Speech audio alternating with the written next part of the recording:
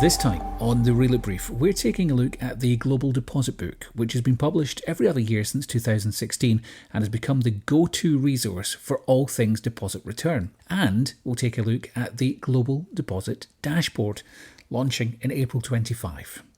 We'll hear from Jason Wilcox, Reloop's Data and Dashboard Manager, shortly on what to expect from the dashboard. But first, Sam Millette, Reloop's Research and Analysis Manager and lead author of the Global Deposit Book, explains why it was first published and how it's changed over the years. How did it come about? So I know it started in 2016, so this is the 5th edition of it. And it started out kind of as like this little Word doc that had, 30-something programs. And then, every 2 years we expand on it and it would just continue to grow and grow. 8 years later, I forget the exact number, but we've increased by about, 20 programs or so. And I think it's safe to say that it's now become, for sure, one of the most, if not the most comprehensive resource on DRS worldwide. I've heard people say it's called the Bible of Deposit Return or the DRS Bible more than a few times, which always makes me laugh. But it is, really, isn't it? It's one of those sort of go-to documents for a lot of people. And it must be quite nice when you hear that. What is the process? How do you start? And how do you even think about this? Because it sort of blows my mind a little bit. So we publish it every 2 years. So in the January of the year that we're set to publish, because we always aim for kind of a December publication date. So starting in January, I'll usually start with a baseline by using the previous Global Deposit Book, going through each chapter one by one, updating all the key figures and details by looking at news articles, annual reports, the latest regs, industry updates, when they're available online. But as we know, not everything's available online, so a big part of the process involves me reaching out directly to the system operators in each of these jurisdictions to fill in the gaps and verify details. So once I've kind of been through all those programs and adding in the new ones that we're aware of, and I'm as confident as possible in the content, I usually send it to a key contact or expert in each country, state, or province. It's often the system operator, but sometimes it'll be one of Reloop's directors who really knows the program well. They'll review it, suggest edits if needed, and then they're kind of like the final sign-off. So that's kind of our quality control process. So that whole process of research and all that runs from January to September usually, because systems will usually only release their annual reports, for pretty much from March to as late as September. So it does require that long process if we want to include the most up-to-date data. It requires a lot of coordination amongst lots of people. So for this latest report, 57 existing systems. So you can just imagine the amount of people that we're kind of liaising back and forth with. And then, so once the report was finalized, that's when Jason and I worked together to kind of bring it to the dashboard, and we can talk about that too. And let's talk about that. Jason, I mean, obviously the Global Deposit Book is pretty full on. How is the Global Deposit Dashboard different from that? Well, the primary difference is that the Global Deposit Book is sort of in a linear fashion. It runs through a country and presents you all the data and information about the country you might want to know.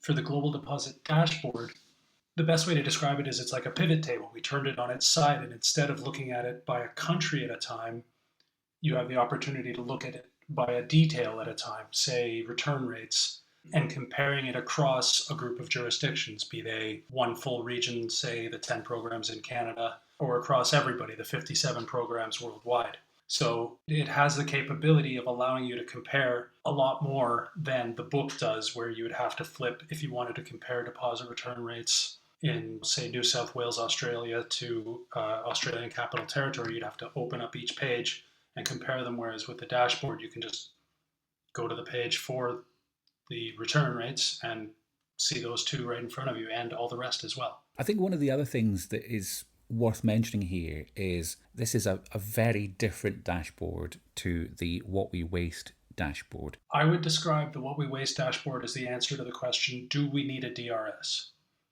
Whereas this one more answers the question once the decision, yes, we do need DRS, is already made. What this board allows you to do is, how should we design the DRS? So they're really for two different purposes, although they're both geared towards explaining and promoting deposit return systems. One of the things that is quite clear is the Global Deposit book. It's published every couple of years.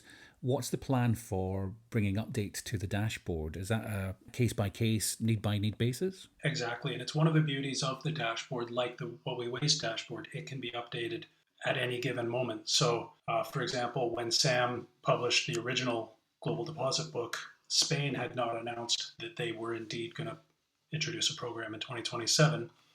So now in the upcoming program section on the Global Deposit Dashboard, I can include Spain.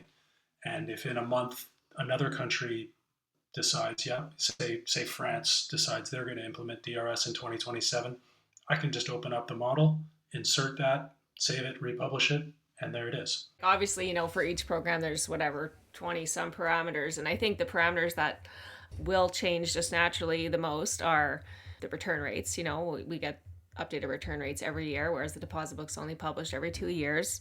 Sometimes we have scope expansions, more rarely, deposit increases. So I think those are the kinds of things that, as opposed to like legislation name and that kind of thing, I don't know if I'd say that it's updated on a daily basis, just because that would require going through annual reports and stuff kind of on a bi-weekly basis. But as best as we can, as soon as we're aware of new information, I send that over to Jason, and when he can, he updates the board. And and this is a question for both of you, and I think it's probably our final question, what are you most looking forward to? Sam, we'll start with you. All right. I think it is just how helpful it'll be to people to answer specific questions that they're looking to answer. So like lately we got an inquiry from a producer who wants to put these products to market, and they were wondering how many systems worldwide cover this material type.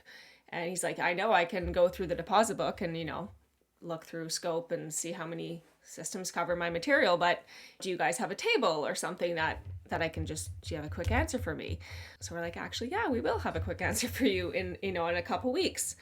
So I think just being able to direct people to this resource that's easy to use, that really visualizes, thanks to Jason, like all the data in the deposit book in a way that, they can take and they can use in presentations, they can use in reports, just giving them the ability to kind of do this analysis and see what are the commonalities between best practice systems and not so best practice systems. And Jason? Well, for me, I would say it's how people will discover the additional capabilities of the board. So on the dashboard, each of the 20 parameters that Sam mentioned earlier has a page to itself, and those are the systems pages. But with the dashboard, I can also create analysis pages. So, for example, we've always had a hypothesis that a higher minimum deposit is going to lead to higher return rates. It kind of makes sense. And we've always known that was the case, but it was not easy to put together in one place to show it. With this dashboard, I now have an analysis, deposit rates, run past return rates,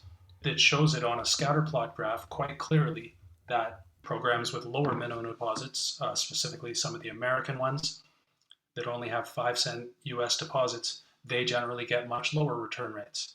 There's basically 9 sections of analysis where the user can determine what is indeed best practice.